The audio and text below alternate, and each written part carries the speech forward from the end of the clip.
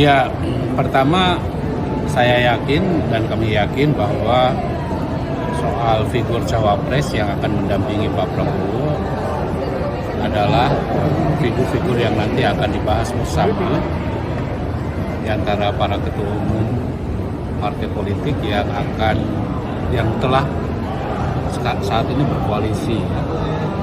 Dan kemarin disampaikan oleh Pak Prabowo bahwa koalisi yang dinamai sebagai Koalisi Indonesia Maju. Yang kedua, tentu saya ingin menyampaikan, saya sebagai kader partai, tentu kita menginginkan supaya aspek proporsionalitas dari pasangan capres-cawapres ini betul-betul menggambarkan kekuatan politik, maka sebagai kader partai Golkar tentu saya ingin Pak Erlangga sebagai calon wakil presiden. Karena kan beliau selain ketua umum partai Golkar, tapi soal kebutuhan objektif yang dihadapi oleh bangsa ke depan adalah bagaimana kita melakukan pemulihan ekonomi. Pak Erlangga telah memiliki kemampuan, pengalaman, dan teruji membawa ekonomi Indonesia di bawah pemerintahan Presiden Jokowi menjadi negara dengan pertumbuhan ekonomi yang paling positif pasca pandemi COVID-19.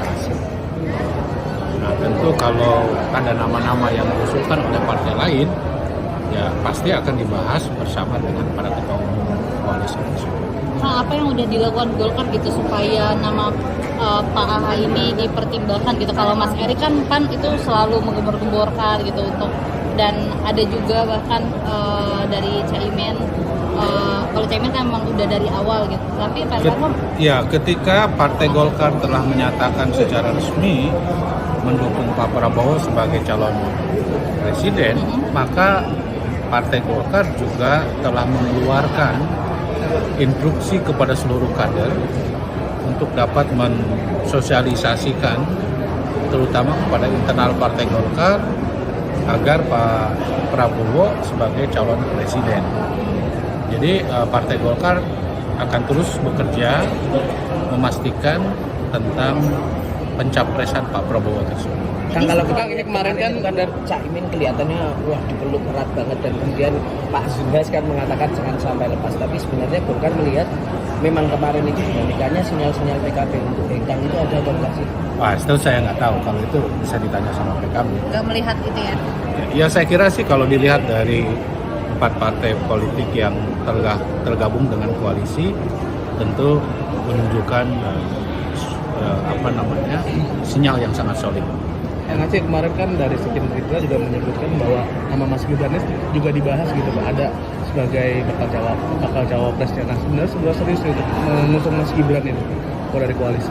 Iya, pasti itu juga akan dibahas.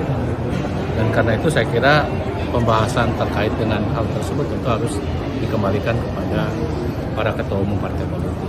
Memang di internal itu siapa mengusulkan nama Mas Gibran? Ada yang mengusulkan dan saya kira pasti akan dipertimbangkan. Ada dari partai yang jelas bahwa nanti Pak Prabowo akan datang ke Golkar Institute hari Kamis.